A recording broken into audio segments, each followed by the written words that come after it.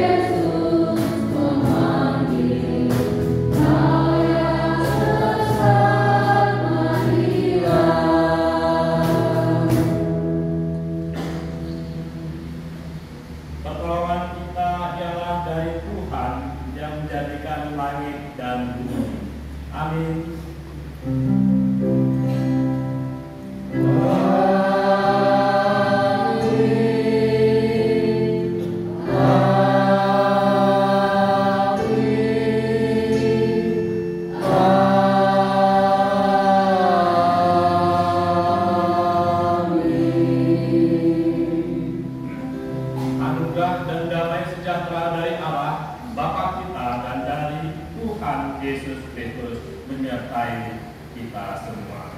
Menyertai Sebagai kesatu kembali.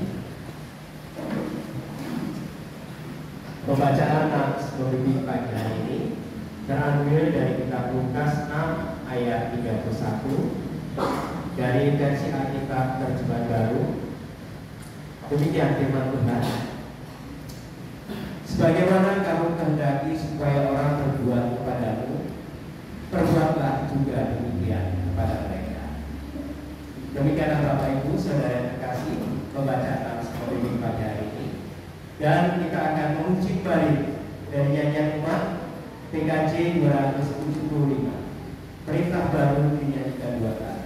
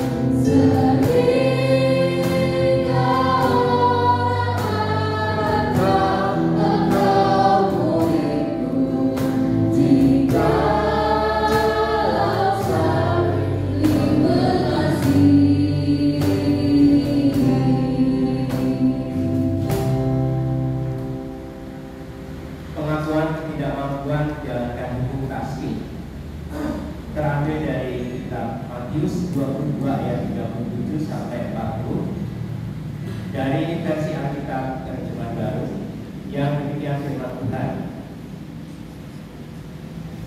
Jawab Yesus kepadanya, "Kasihilah Tuhan Allahmu dengan segenap hatimu, dengan segenap jiwamu, dan dengan segenap akal budimu. Itulah perintah yang terutama dan yang pertama. Perintah yang kedua yang sama dengan itu ialah, kasihilah sesamamu manusia seperti dirimu sendiri." Pada kedua perintah inilah tergantung seluruh hukum Taurat dan kitab para nabi. Jika kita melihat kehidupan kita sehari-hari, kita belum dapat sepenuhnya menerapkan hukum kasih ini di dalam kehidupan kita. Karena itu marilah kita nyatakan ketidakmampuan kita di dalam menjalankan hukum kasih melalui hidup jemaat 39. Ku diberi belas kasih, baik satu dan tiga.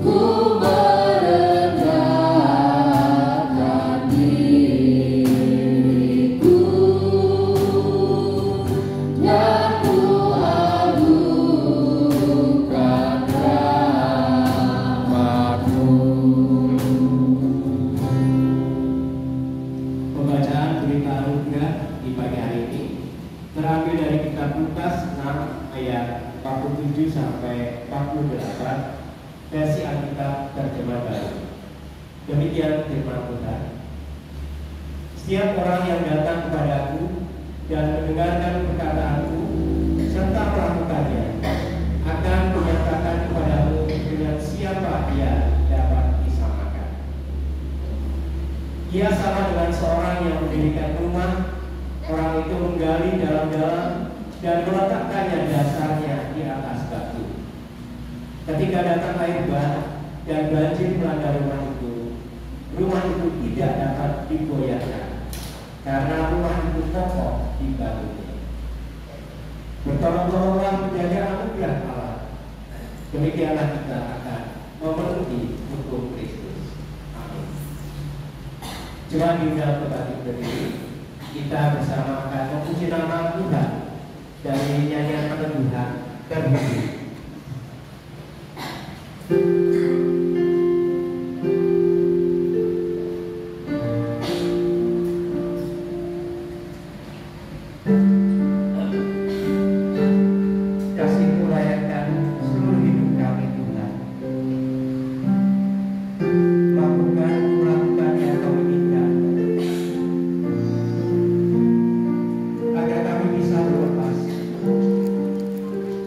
Kau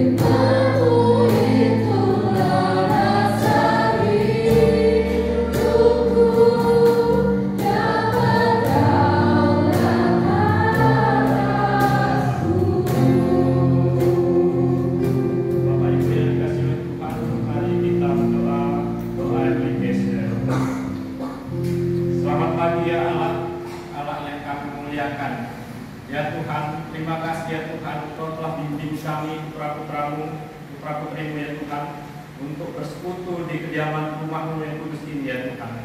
Ya Tuhan, sebentar kami akan mendengarkan firman-Mu ya Tuhan. Mampukanlah hamba-Mu ini ya Tuhan untuk menyampaikan kebenaran firman-Mu, dan mampukanlah kami ya Tuhan untuk mendengarkan firman-Mu ya Tuhan, sehingga apa yang kami dengarkan benar-benar adalah kemuliaan dan kebesaran nama-Mu. Terima kasih ya Tuhan, dalam nama-Mu kami berdoa dan ucap syukur. Amin. Bapak Ibu dipersilakan untuk duduk.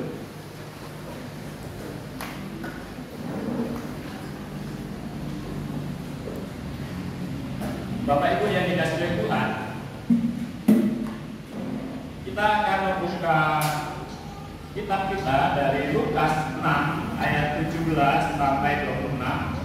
Kita akan baca dari versi Alkitab terjemahan baru 2 dari LAI.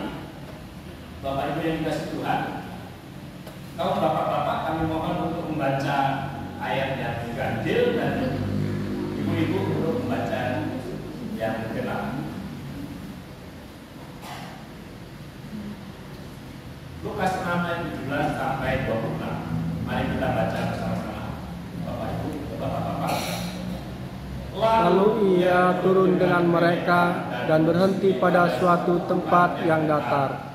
Di situ ada sejumlah besar muridnya, banyak orang lain dari seluruh Yudea, Yerusalem, dan daerah pantai Tirus dan Sidon.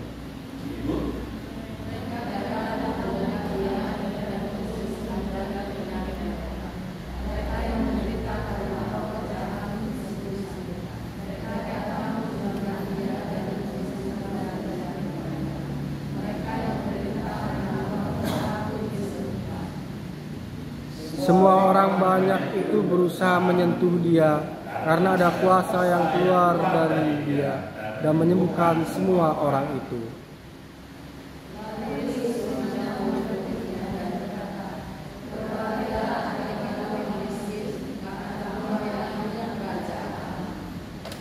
Berbahagialah hai kamu yang sekarang ini lapar, karena kamu akan dipuaskan. Berbahagialah hai kamu yang sekarang ini menangis, karena kamu akan tertawa.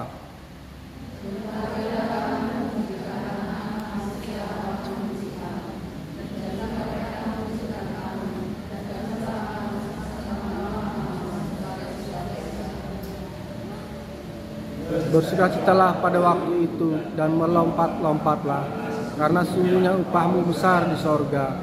Sebab demikian juga nenek moyang mereka telah memperlakukan para nabi.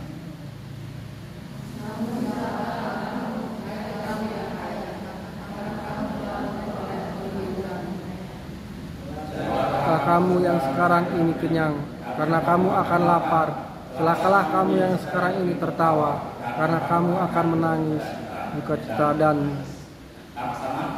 celakalah kamu jika semua orang memuji kamu, sebab demikian juga nenek moyang mereka telah memperlakukan nabi-nabi palsu. Berbahagialah bagi kita yang mendengarkan firman Tuhan, menyimpan dalam hatinya dan melakukan dalam kehidupan sehari-hari. Amin. Bapak Ibu yang dikasihi Tuhan, nama Yesus pada waktu itu sungguh sangat luar biasa, bahkan sangat viral pada zamannya, mengalami sekarang yang ada zaman sosial media. Kehidupannya dipercayakan oleh banyak orang sangat saat ini. Ada yang suka, ada yang sangat suka, ada yang benci, dan ada juga yang sangat benci. Meskipun saat itu belum ada sosial media canggih seperti saat ini, tapi selalu ramai pengunjung kemanapun Yesus pergi, tanpa promo, tanpa iklan. Orang ramai-ramai datang dari berbagai penjuru desa dan kota. Mereka mengapa hal demikian terjadi? Yang pertama, Bapak Bapak Ibu, cara Yesus yang penuh dengan karisma. Cara Yesus mengajar penuh dengan karisma. Yang kedua, banyak terjadi mujizat. Jadi pada saat Yesus berkhotbah dan kesehariannya banyak sekali mujizat-mujizat yang dilakukan oleh Tuhan. Dan yang ketiga, belas kasih Yesus memancar dari hatinya. Yang keempat, bisa menyembuhkan orang-orang yang sakit, bahkan orang yang mati bisa dihidupkan kembali. Dan ada juga motif tersembunyi, seperti sekedar perintah ikut-ikutan teman, tidak mau ketinggalan berita update. Dan satu lagi, motifnya negatif, seperti mencari kesalahan Yesus, seperti orang Farisi dan para ahli-ahli Taurat. Bapak Ibu yang dikasih oleh Tuhan, apapun motivasinya, mereka datang kepada Yesus dan Yesus mengetahui motif-motif tersembunyi mereka. Mereka datang dari berbagai desa di Yudea, dari Yerusalem, bahkan dari daerah-daerah jauh. Semua orang sakit yang mereka bawa kepada Yesus mendapatkan kesembuhan. Itu pula orang-orang yang tidak. Orang-orang yang dirasuki oleh roh jahat, mereka juga disembuhkan. Semuanya mendapatkan kelepasan dan kelegaan.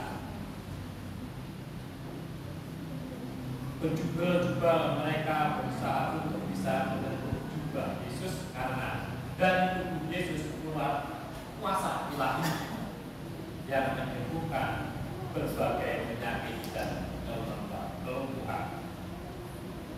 Bapak Ibu yang dikasihi Tuhan, mari kita belajar tentang ajaran Tuhan Yesus mengenai siapa yang berbahagia dan siapa yang celaka di dalam perikop ini. Bapak Ibu yang dikasihi Tuhan, 12 murid yang disebut rasul telah dipilih. Mereka sudah melihat langsung dari itu melayani bersama Yesus sang guru. Di tengah kesibukan Yesus melayani banyak orang, Yesus menyempatkan diri mengajarkan hal-hal penting kepada rasul-rasulnya. Pokok pelajaran dalam hidup kita adalah tentang dua hal. Yang pertama, Bapak Ibu, siapa yang disebut orang yang berbahagia? Yang kedua, siapakah orang yang celaka?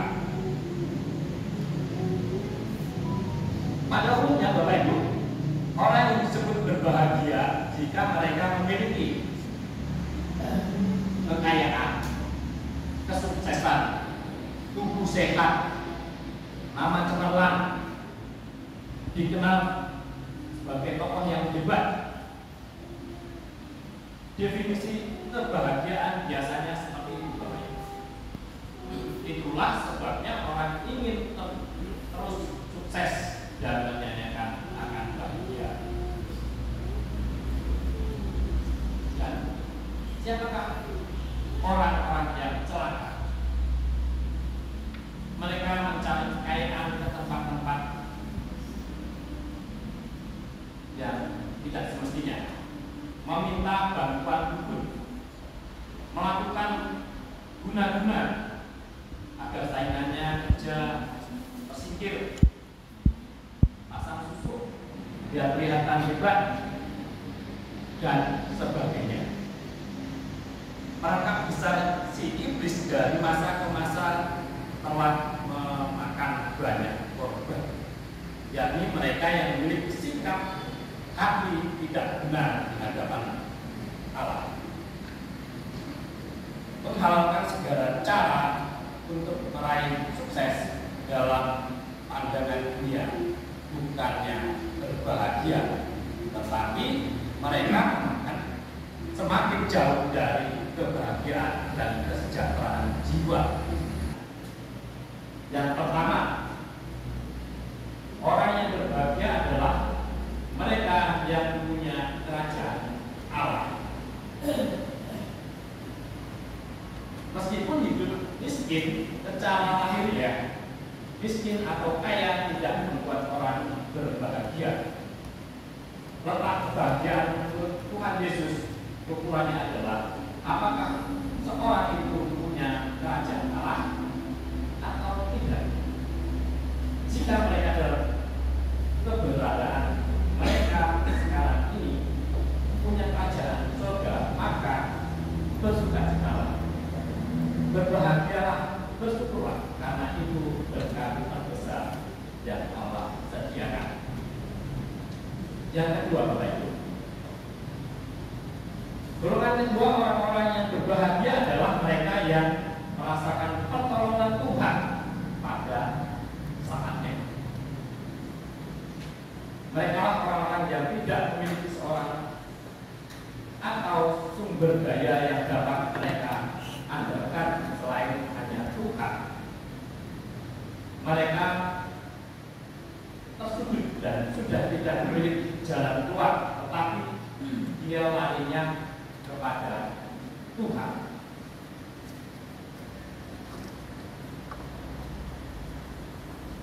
Bapak Ibu yang dikasihi Tuhan, Allah melihat dan memilih kesengsaraan mereka, lalu Allah menyediakan jalan keluar bagi mereka. Situasinya mirip dengan pengalaman bangsa Israel yang dikejar laskar Mesir pada saat itu. Di depan ada laut, di belakang ada laskar Mesir. Mundur tidak bisa, maju juga tidak bisa. Hanya dengan pertolongan Tuhan maka lautan terbuka.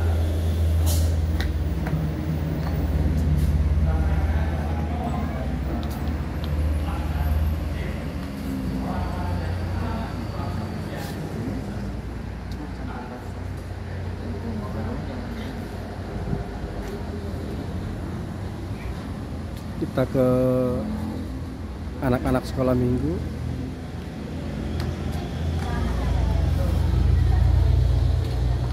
Ya,